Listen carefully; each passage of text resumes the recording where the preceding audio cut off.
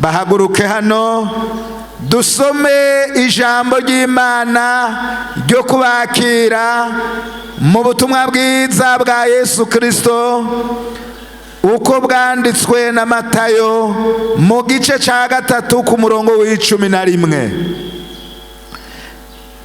Dusome mu butumwa bwiza bwa Yesu Kristo uko bwanditswe na Matayo mu gice ca 3 ku murongo w'11. Nukuri jeho ndababatiza mu mazi ngo mwihane, ariko uzoza hanyuma yanje andusha ubushobozi, ntibimbereye no kumutwaza inkweto. Uyu azobabatiza muri mpwemu yera no mu muriro. Urutaro rwiwe ruri mu kuboko kwiwe, kandi azokubura imbuga yiwe neza, yimburira ingano ziwe mu kigega, maze umuguruka awuturire mu muriro utazima. Imana ishimwe. Tuvuge tuti amen. Dusome mu gitabo c'ivyakozwe n'intumwa mu gice ca mbere ku murongo wa 4. Dusomeho ijambo ry'Imana. Maze akoranye nabo arabihanikiriza ngo ntibava i Yerusalemu atariko murorera isezerano rya Data iryo mwanyumvanye. Kuko Yohana yabatirisha amazi, ariko mu minsi itari myinshi muzobatizwa na mpwemu yera. Ku murongo w'8, ariko muzohabwa ubushobozi mpwemu yera niyabazako, muzoba ivyabona vyo kunshingira intahe i Yerusalemu ni Yudaya hose ni Samariya no gushitsa ku mpera y'isi. Imana nishimwe. Imana nishimwe.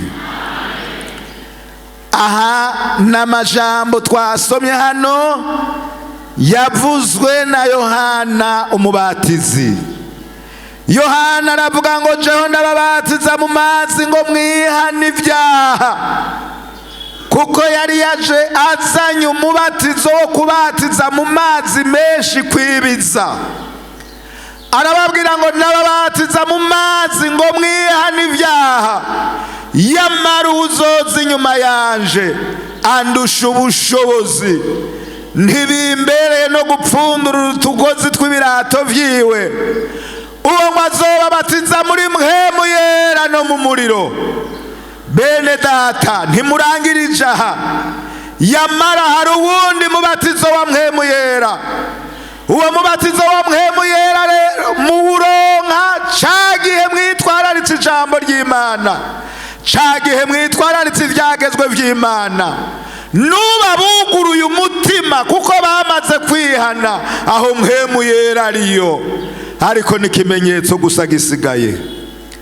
Hama rero hano ijambo ry'Imana muri iki gitabo c'ivyakozwe n'intumwa turabona ijambo ry'Imana rivuga ngo ariko Yesu arabivuga agomba kuduga mu ijuru, maze akoranye nabo arabihanikiriza ngo ntimuve i Yerusalemu ariko murorera isezerano rya Data iryo mwanyumvanye, kuko mu minsi itari myinshi muzobatirizwa muri mpwemu yera.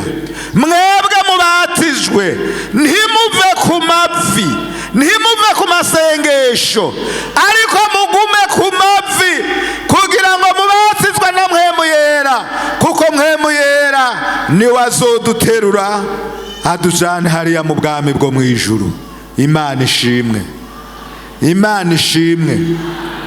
Kandi aravuga ngo muzohabwa ubushobozi mpwemu yera niyabazako, muzoba ivyabona vyo kunshingira intahe Yerusalemu, i Samariya, mbere no gushika ku mpera y'isi.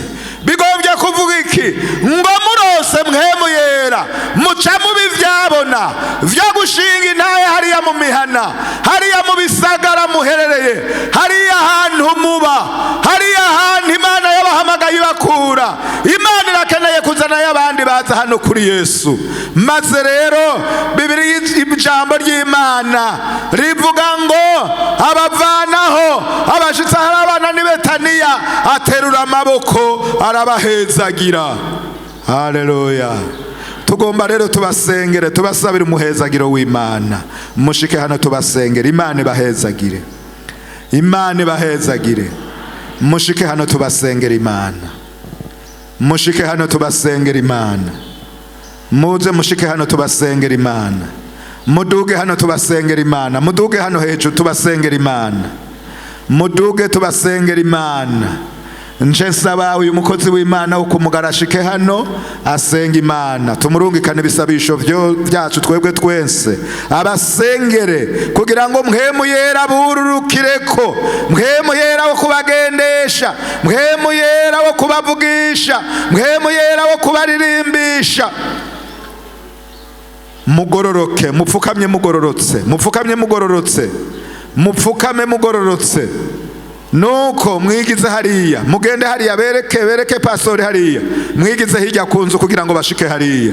Mugende hariya kugira ngo mushike hariya, mupfukame. Mugende hariya, mushike hariya. Bereke Isaka, bereke hariya kugira ngo bashike hariya bapfukame. None rero baramaze gupfukama, abakozi b'Imana babarambike ku ibiganza. Abakozi b'Imana babarambike ko ibiganza, babasengere. Senga pastor. Mwami wacu Yesu Kristo, umwami uri mu ijuru, turagushimiye cyane kuduhaye ababatizwa wongeye ku ishengero. Aba bantu baje basokotse hariya mu isi, bemeye kwihana ibyaha byabo. None ngaba ikizogira ico kibamarira, niko Yesu wavuze uti kizogira ico kibamarira nuko jewe ngenda umwitsa akaza. Haleluya. Abantu turabasengeye ngo babatirize muri mpwemu yera, bose buzuzwe mpwemu yera, bamaze kubatirizwa mu mazi.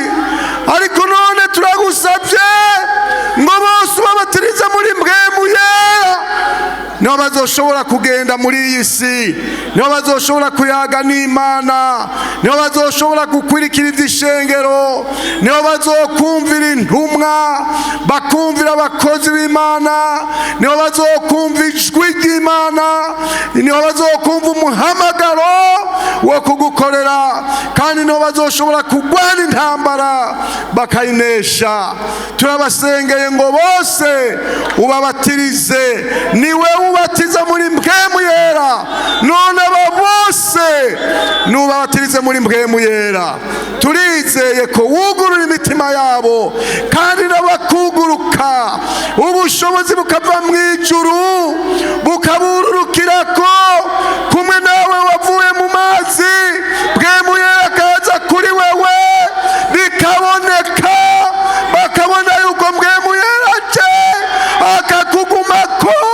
Nawe turabasengeye ngo mpwemu yera aze abagumeko. Haleluya.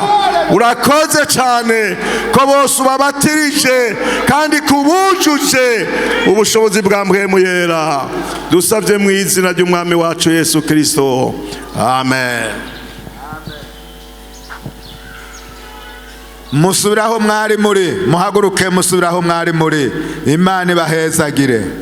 Mwami tuma nonaha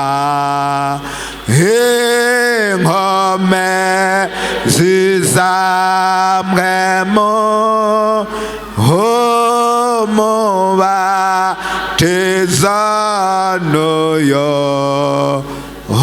ubateze wese barahawe umubatizo,